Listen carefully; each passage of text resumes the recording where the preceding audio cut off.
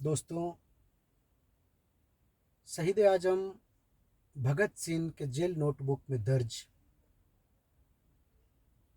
एक उद्धरण आप सब लोगों से साझा करना चाहता हूं, जिसका शीर्षक है सत्ता।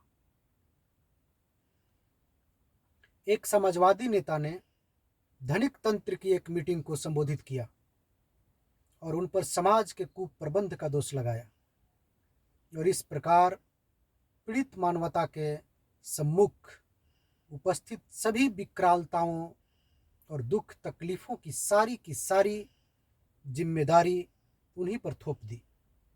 बाद में एक पूंजीपति मिस्टर विक्सन उठ खड़ा हुआ और उसे इस प्रकार संबोधित किया। इस पर हमारा जवाब यह है, हमारे पास तुम्हारे ऊपर बर्बाद करने के लिए शब्द नहीं है। जब तुम अपने गर्वीले मजबूत हाथ हमारे महलों और वैभव की ओर बढ़ाओगे, तब हम तुम्हें दिखा देंगे कि हमारी क्या ताकत है। बम गोलों की गड़गड़ाहट और मशीन गनों की तड़तड़ाहट से हम अपना जवाब देंगे। हम तुम क्रांतिवादियों को अपनी एड़ियों तले पीस डालेंगे और तुम्हारे चेहरों को कुचल डालेंगे। यह दुनिया हमारी है, हम इसके मालिक हैं और यह हमारी ही रहेगी।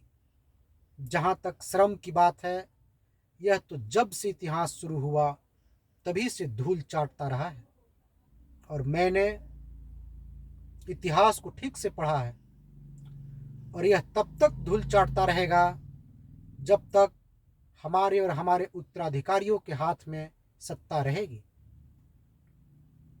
एक शब्द है सत्ता, यह सभी शब्दों का राजा है। ईश्वर नहीं, धन वैभव नहीं, बल्कि सत्ता। अपनी जबान पर रख लो और तब तक रखे रहो जब तक कि यह उसे झंझनाने न लगे। मुझे उत्तर मिल गया। अर्नेस्ट, उस समाजवादी नेता निर्विकार भाव से कहा। एकमात्र यही उत्तर दिया भी जा सकता था, सत्ता। हम मजदूर वर्ग के लोग इसी का तो प्रचार करते हैं। हम जानते हैं और अपने कटु अनुभव से भली भांति जानते हैं कि सत्य की, न्याय की, मानवता की कोई भी अपील कभी तुम्हें छू नहीं सकती। तुम्हारे दिल भी तुम्हारी एड़ियों की तरह ही कठोर हैं, जिनसे तुम गरीबों के चेहरे कुचलते हो। इसीलिए तो हमने सत्ता का प्रचार किया है। लेकिन चुनाव के दिन हमारे मत पत्रों की ताकत तुमसे तुम्हारी सरकार छीन ले जाएगी। अगर चुनाव के दिन तुम्हें भारी बहुमत मिल ही जाए तो भी उससे क्या फर्क पड़ने वाला है, मिस्टर विक्सन तपाक से बोला। मान लो यदि मत पेटिकाओं में तुम्हारी जीत के बावजूद हम तुम्हें सत्ता सौंपने से इनकार कर दें तो? हमने उस पर भी सोच रखा है, अर्नेस्ट ने जवाब दिया, और इसका जवाब हम तुम्हें गोलियों से देंगे।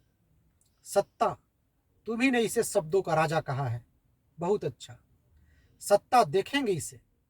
और जिस दिन हम चुनाव में विजय हासिल कर लेंगे और तुम हमारी इस संवैधानिक और शांतिपूर्ण ढंग से हासिल की गई सत्ता को हमें सौंपने से इनकार कर दोगे, तो तुम्हारे इस सवाल का जवाब में कि हम क्या करेंगे, तो उस दिन मैं बता दूं कि हम तुम्हें इसका जवाब देंगे।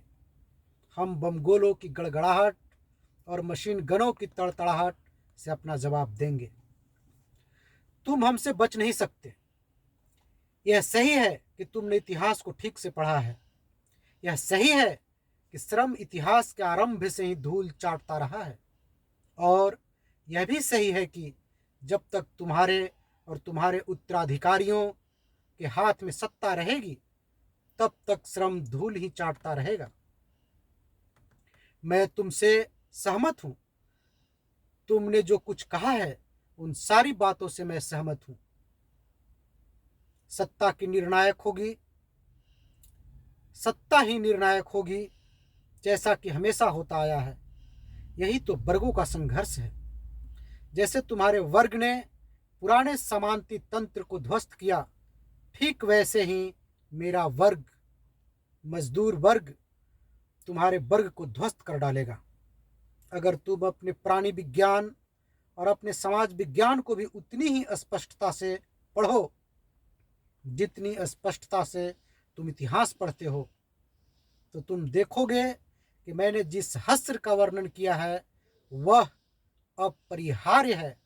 इससे कोई फर्क नहीं पड़ता कि इसमें 1 वर्ष लगेगा, 10 वर्ष लगेंगे या 1000 वर्ष लगेंगे। यह तय है कि तुम्हारा वर्ग मिट्टी में मिल जाएगा और यह सत्ता के जरिए ही होगा। हम मेहनतकश इस शब्द को इतना रट चुके हैं कि हमारे दिमाग इससे झंझना रहे हैं। सत्ता यह एक राजोचित शब्द है।